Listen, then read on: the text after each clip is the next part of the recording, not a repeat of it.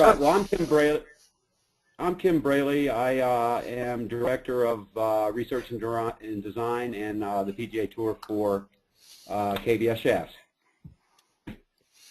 Perfect. Kim, why don't you tell them a little about some of the new products we have right now, like the Tour V line, maybe even the C-Taper Lights, a new product we have too. Why don't you do a quick little synopsis on that? Okay.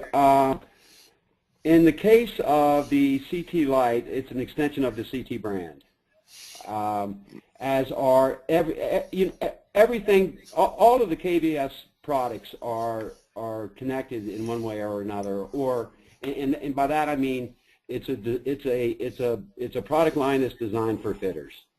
I look at this thing as like a great big a large picture, and try to manufacture shafts to fill all the different needs within this thing that I look at.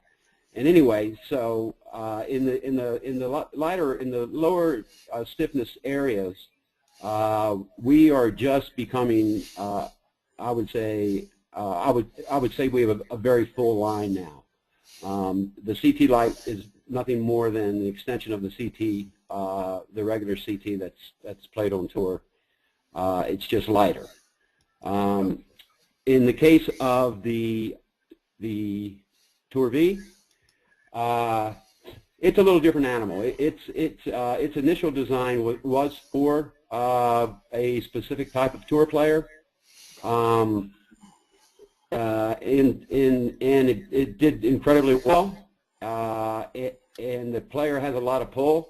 So the manufacturer that particular player plays for wanted to put this shaft in their line, but they could never approach the weight that he plays or the stiffness that he plays or what that shaft was originally designed for. So we designed a model specifically for them at much lighter weights, and that's really how that's how that line came about.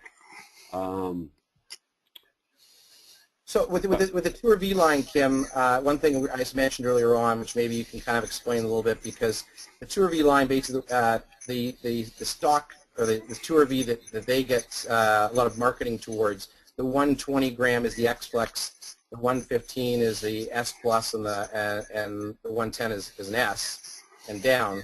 But we also offer 125 and 130 through PGMC, and that's the one you're talking about that's on tour for the most part.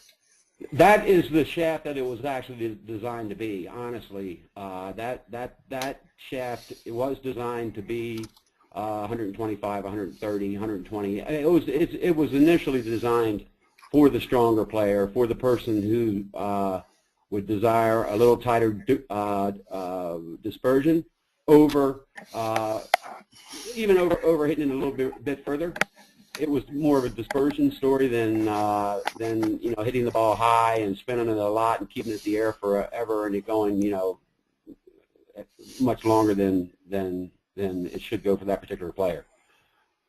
Yeah. So as kind of an inside scoop for the ICG guys here, the way I look at it is the marketing behind the Tour V is basically similar ball flight to the KBS Tour, but in a lighter weight. But in reality, and correct me if I'm wrong, Kim, if you go weight to weight, meaning you take a 120 gram Tour V and a 120 gram KBS Tour and a 120 gram even C-Taper, the Tour V really weight to weight is the lowest flying shaft that KBS really makes.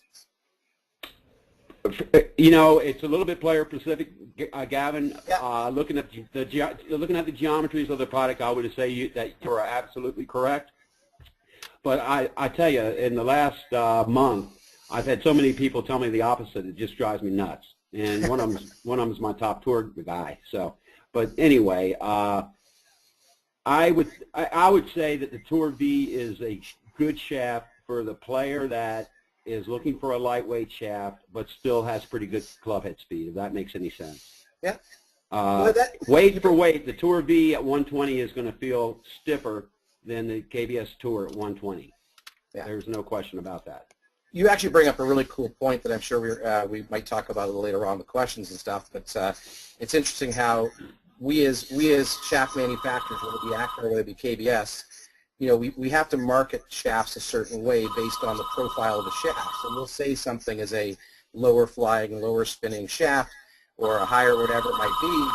But in reality, players' golf swings differ so much, and in reality, there's certainly lots of occasions where a shaft that's supposed to be lower flying actually ends up by being a little higher flying.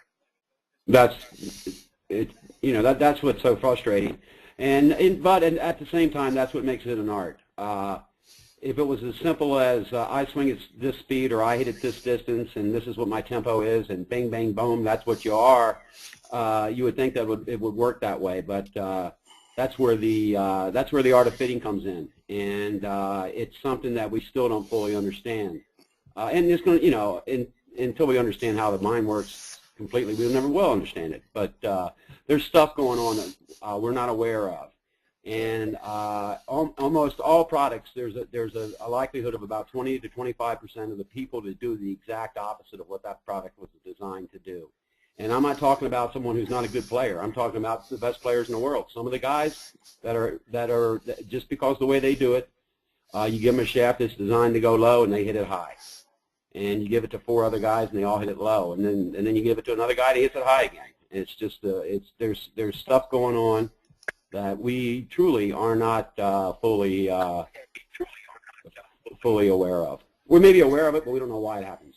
Yeah, and that's actually, I hope when we get to the question period and stuff like that, everybody understands that Kim has not only been designing probably the most, all the best technology in steel shafts for the last 25 years, but also has been fitting tour players for probably just under, I don't know, 200 years.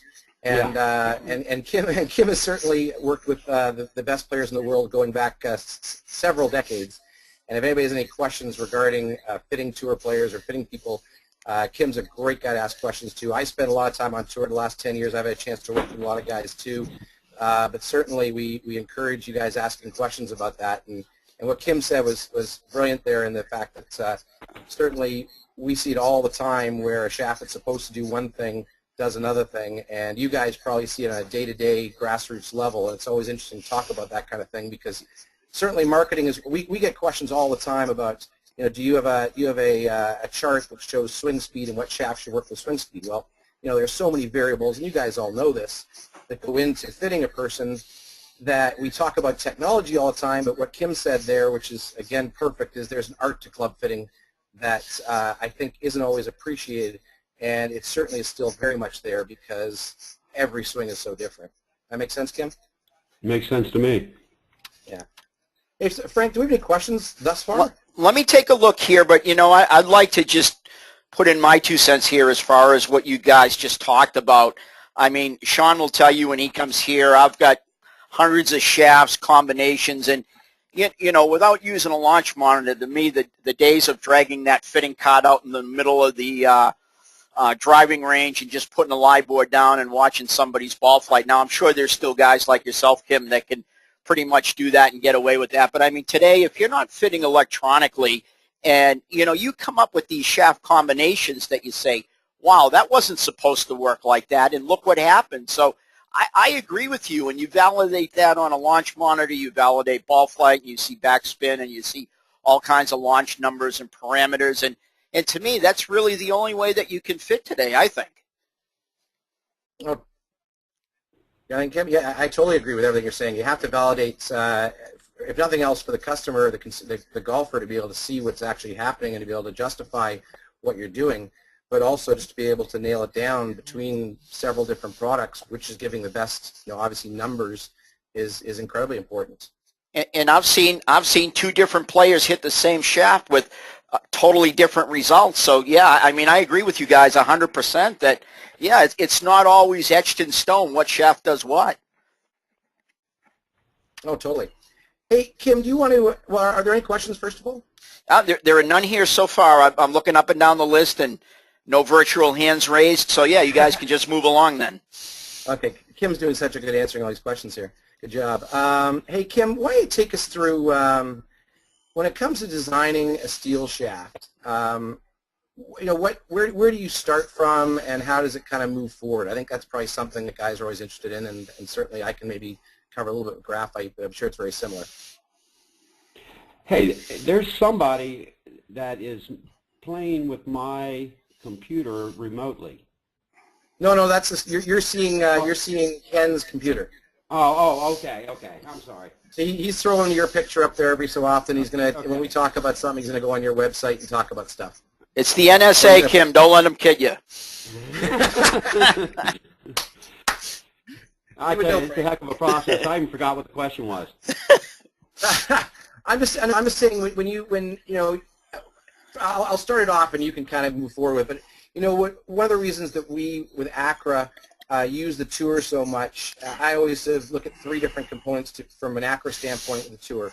First of all, new products tend to get introduced on tour, and with golf shafts, a lot of times we are reacting to the new heads in the market, new balls in the market, things like that. We're creating shafts that's from a graphite standpoint for sure that work with the latest driver. I can use the latest drivers this year tend to be heavier. They tend to be lower flying, lower spinning than they were the last few years. So our latest graphite shafts have actually tended to have a little bit more of a counterbalance to them, which makes it easier for club fitters to be able to hit swing weights. But also, we've also added a lot more of sort of responsive tip sections and things like that. Because a few years ago, we were making things with real stiff tip sections because the drivers were all very high launching products. So, we react sometimes. In the tour, we get a chance to see that kind of thing first. And then once we sort of come up with a concept, then we'll get tour players to test them. Now, obviously, it's a great place to start our testing. We like to test with all levels of golfers. We do a lot of human testing as well as robot testing, but we use a tour for that kind of thing too. And it's a great way to kind of I guess get a good sense of whether whatever new product we have works, because the tour obviously is the perfect place to get that kind of feedback very quickly. They hit everything perfectly. But then also from our standpoint with Accra, we want to also give our product credibility, because we're not going to be in the latest TaylorMade, Callaway, whatever driver at Golfsmith. So we want to be able to give you guys, club fitters, credibility that that in our case, Matt Kuchar or Luke Donald, or you can go down the list of guys that use Accra. It gives credibility to our product line. But I mean, from your standpoint, Kim, what I'm just saying is, when you started a design, does the first initial concept come from tour? Where does it kind of come from? And then maybe take us through steps of where the design phase goes, or how the design phase works. Well, in our case, it's a lot different in our case, Gavin, because so many of the designs, like I'm working on right now, is a design for a customer that I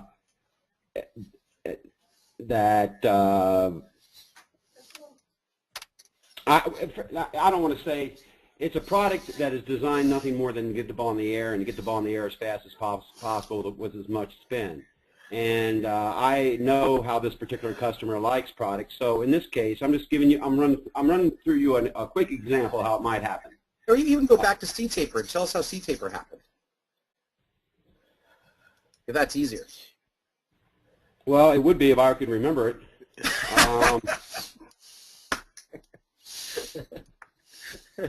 I'm not sure what you're referring to.